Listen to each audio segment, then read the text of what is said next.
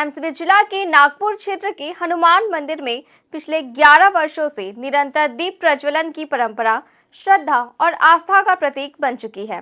हर मंगलवार को क्षेत्रवासी यहां विशेष पूजा अर्चना के साथ भोग और भंडारे का आयोजन करते हैं, जिसमें सैकड़ों श्रद्धालु भाग लेते हैं। मंदिर परिसर में स्थानीय महिलाएं विभिन्न धार्मिक और सांस्कृतिक कार्यक्रमों का आयोजन करती हैं, जैसे भजन संध्या, कथा वाचन और सामूहिक आरती।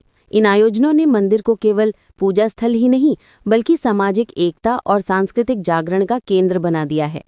यह मंदिर श्रद्धालुओं के लिए आस्था का ऐसा स्थल बन गया है जहां हर मनोकामना पूजा के माध्यम से पूर्ण होने की भावना जुड़ी है। भक्तों का विश्वास है कि यहाँ की पूजा विशेष फलदायी होती है। हनुमान मंदिर की ये परंपरा न केवल धार्मिक भावना को सुदृढ़ करती है बल्कि समाज में एकता, सेवा और सांस्कृतिक चेतना का संचार भी करती है। इस वक्त हम मौजूद हैं नागपुर के मनोकामना दक्षिणमुखी हनुमान जी के मंदिर में, और एक विशेष बात यह है कि जो यहाँ पर अखंड दीपक जल रहा है वह लगभग 11 वर्षों से जल रहा है। अखंड दीप का मतलब ये होता है कि वह दीप कभी नहीं बुझाई जाती। उस दीप को जलाने के लिए उसमें निरंतर तेल डाला जाता है और बाती बदली जाती है, तो वह अखंड 11 वर्षों से जल रहा है। और इस मंदिर की विशेषता है, यहाँ के पुजारी, यहाँ के निवासियों, यहाँ के भक्तगणों का कहना है कि इस मंदिर पर आप श्रद्धा भाव से कोई भी मनोकामना लेकर हनुमान जी के चरणों में अगर आप आते हैं तो निश्चित तौर पर आपकी सारी मनोकामना पूर्ण होती है।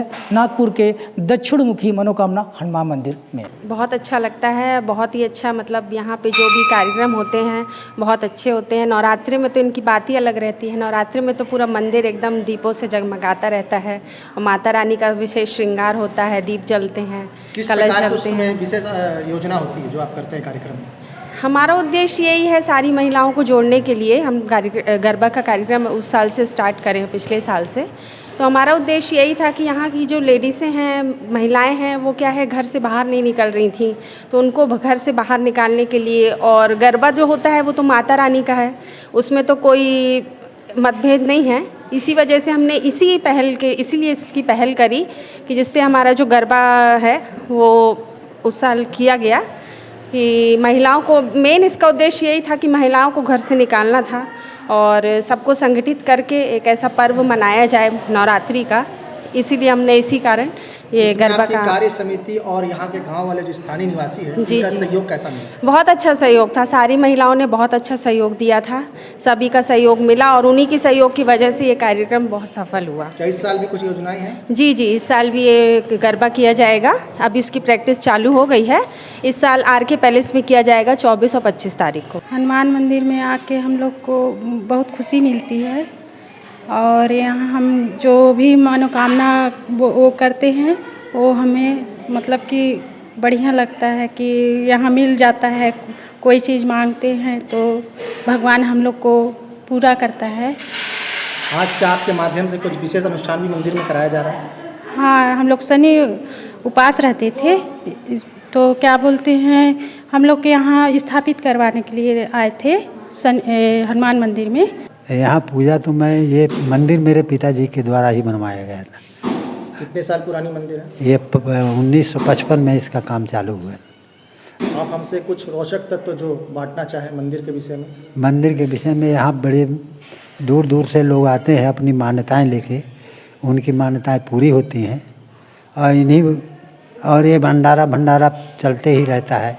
कुछ न कुछ प्रोग्राम, कीर्तन, भजन, रामायण, भंडारा, कथा, ये चलते रहता है। अभी तक आपने कुछ चमत्कारी अनुभव जो किया हो? बहुत से चमत्कार, जैसे जिनको पुत्र नहीं होता है वो भी हो जाता है, जो डॉक्टर वैद्य से इलाज नहीं होता है वो भी ठीक हो जाते हैं। जो आते हैं यहाँ भगवान के शरण में आएंगे तो सब कुछ ठीक हो जाता है। हमने सुना है कि इस मंदिर में दिया को लेकर के भी कुछ तत्व है। दीपक जो है, दीपक यहाँ 11 साल हो गया।